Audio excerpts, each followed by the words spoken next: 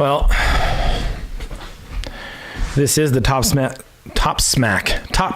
Sorry, I can't speak this afternoon. Wow, I don't even know what time it is. You better know what time it is. So I don't think I've ever done one of these by myself, like video. There's only a couple of these videos posted on the internet anyways, just because I'm like I'm chasing perfection. And I know if you've seen these videos, these podcasts, they're anything but professional, but I'm giving it a shot. You got to start somewhere, as people keep telling me. People could not make it down today, obviously, because it's Happy New Year Eve 2015. So do you call it New Year's Eve 2015, or is it New Year's Eve 2016? Question. Write in to your congressman. So what is Topsnap podcast? It's supposed to be a conversation, and right now I'm having a conversation with myself. So I put the owl up in here, kind of like the all-seeing eye of the owl. It's very interesting. Yeah, I'm not a secret society guy. Just plain old me. I like owls though. I got a photo with a really cool owl poolside up in Santa Barbara. I will have to post that on Instagram or whatever. Its username is Jay on Instagram. Want to check out any of my photos or graffiti art that I snapped? I'm no graph artist. I like to tinker, but I'd like to take pictures of graph artists. So if you want to check it out. Instagram, its username is Jay. First response I usually get is that Jay? I said, no, it's username is Jay. Jay, I think. Yeah, username is Jay. Jay. Yeah, I think that's it. I don't even fucking know right now. Topsnap podcast on YouTube, soon to be on Ustream maybe. I don't know. This is where it gets sticky for me. It gets real tricky, and it's not that I'm so stupid that I can't figure it out, even though probably I'm not the brightest tool in the shed, brightest bulb in the box, the sharpest tool in the shed. There you go. I can usually find my way through it. Like, I've already done this all by myself, and I'm set up through the Dell, through the Focusrite, and back into the Sony Cam. There's probably an easier way to do it than that, but so far this is the cleanest so far that I've heard it. If it doesn't work, I don't know. I have to just start somewhere. I'm about 99.9% sure that the audio is coming through, because I can see there's a meter on the LCD screen on the Canon. This is a Canon HFR 600. It's pretty much like under $200 for the camera, minus taxes and all that. So it's like on the bottom of the barrel, but to be honest, it gives you a lot of parameters, for if you just want to shoot some video. There's enough shit on here that it surpasses anybody who's wanting to get into camera stuff for the first time. Most people make the mistake, they get the most high-end shit, and they can't even utilize a 20th of what it offers. Maybe even 100th of what the technology is offering them. They just never delve into it. So with me being a total layman to this, I just opted for like the $200 Canon, and it's a great camera. Problem is, I explained on the last podcast, it doesn't fit any of my Sony Handycam lenses. And they're not specifically for Sony Handycam. This one is actually, it's a fisheye, and this other one is made in Japan, so it might be a Sony. It's probably just a Sony like replacement, OEM replacement type thing. It's a titanium lens. It's got the it's a 49-37 made in Japan, titanium digital AF 2x telephoto. So it's just a small increase, just kind of wearing a nice set of glasses.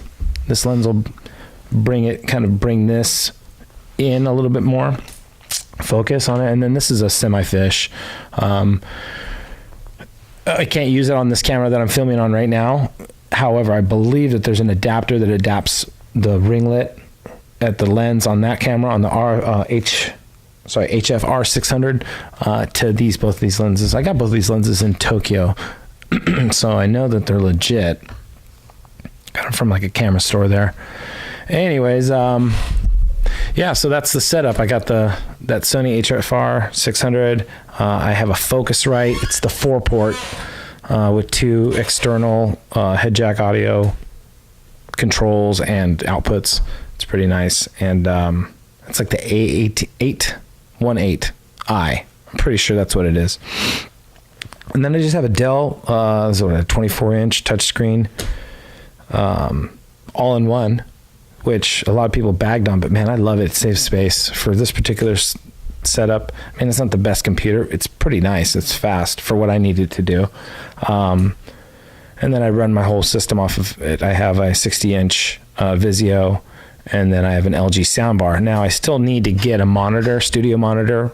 Like I would like to get 2 of them, one for each side of the desk. That way I can play the stereo as far as left, right channels and such.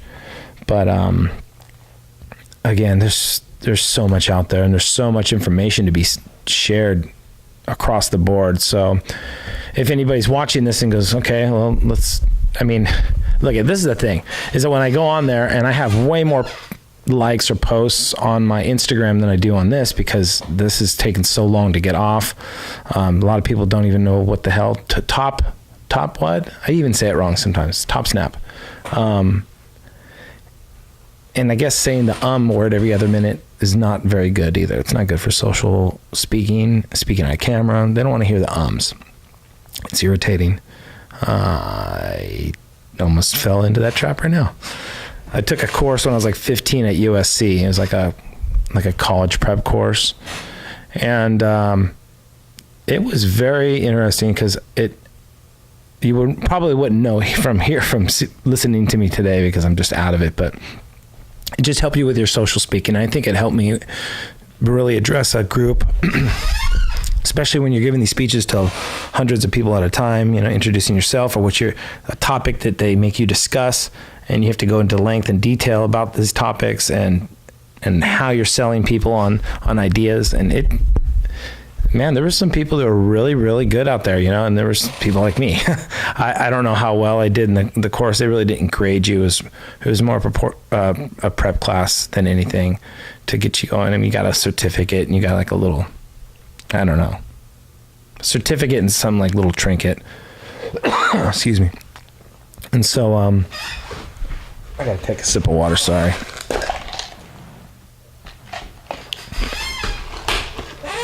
So I went through that one. I went through that course at USC. I think that helped me with some speaking. And then I went back to USC again for a minority business program that I was allowed to go. It was like a $10,000 course. And I got in for like $500. I wasn't special. Everybody in the course got in for $500.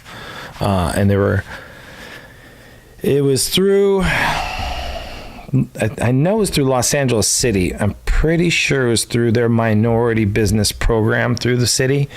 So me and a bunch of other minorities were in this class at USC, show for 18 weeks. I want to say it was 2 times a week, if I'm not mistaken.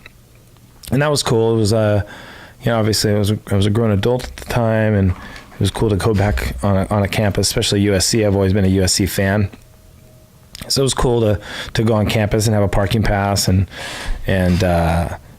get to enjoy some of the college life without having to be strapped for hundreds of thousands of dollars. So in a way, I call myself I'm maybe not an alumni, obviously, because I didn't graduate from there, but I feel that alumni spirit. I've always been a SC fan since I was a young boy, and then going to the college prep course at 15 years old, and when I was in high school, and I stayed on campus. I stayed in the dorms. So that was a 6-week course. I'm pretty sure 6-week course.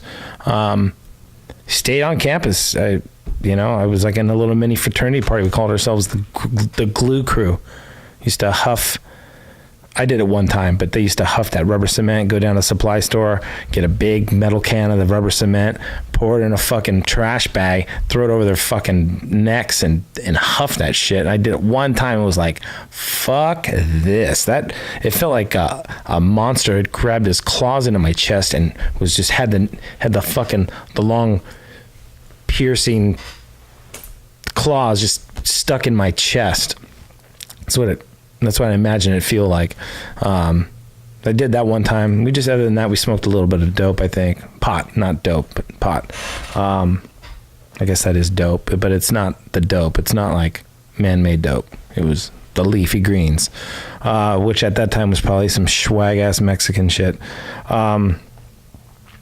But yeah, we smoked a little pot, and I huffed some rubber cement one time and said, I'm never going to do that shit. And so that was like my fraternity type living from there, living on the dorms, and then going to school there. And it was cool going to lecture halls and going to small classrooms and stuff.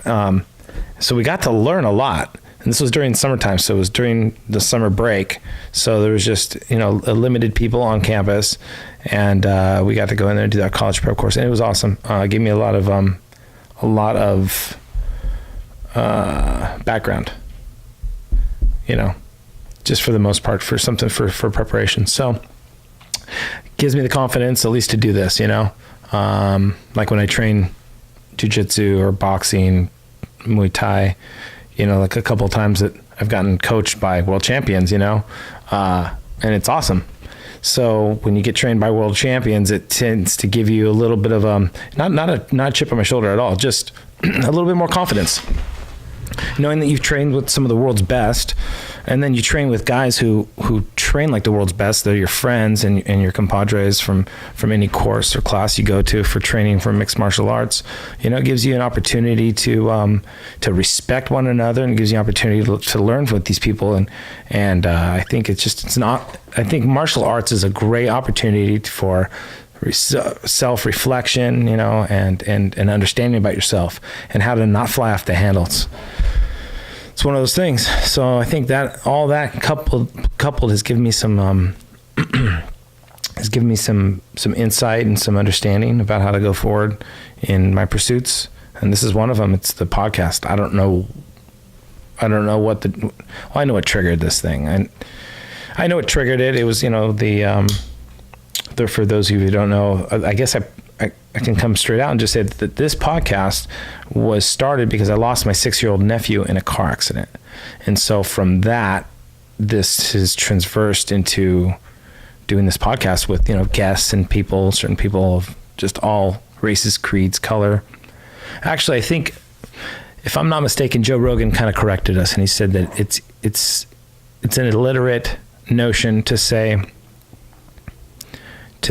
or maybe a very uneducated approach to saying different races, because there's only one race here. It's the human race. We're all just different ethnicities. So I'm going to change that. He had a good point.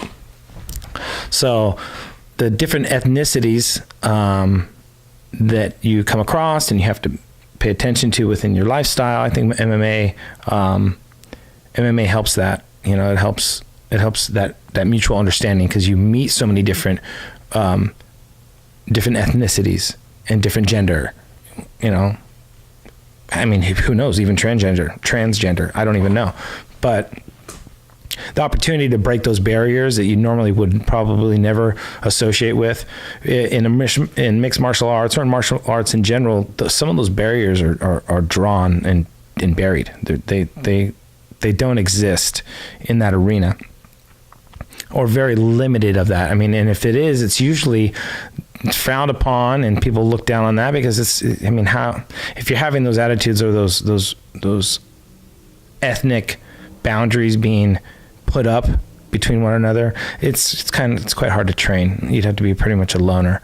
I'm not saying it's not out there, but I'm just saying that the mixed martial arts or martial arts in general allow that to be dissolved. So that's why I practice jujitsu, and we roll around on the mats and we punch the bags and just, keep in shape. It's a good way to stay loose and keep momentum going on. I don't know how long this was going to be. I think I was going to put down a few minutes, and now it's going to turn into like a full-blown podcast. Another thing I got going on with this, with the evolution of a podcast, so to speak. That's kind of like the temporal motive, if you will, for when I'm speaking by myself, or if I'm going to have a conversation with somebody. It's about this evolution of my podcast. Like, there's certain things that need to go on, or things that I need to address. This is a learning curve, and you've heard me say that before on this. And if not, you're hearing it now. And I'm going to say it again because it is a learning curve. Like the squeaky chair, that sucks. You want to get rid of that. Last night when we ran a podcast, excuse me, Mr. Rolls with Ols, he was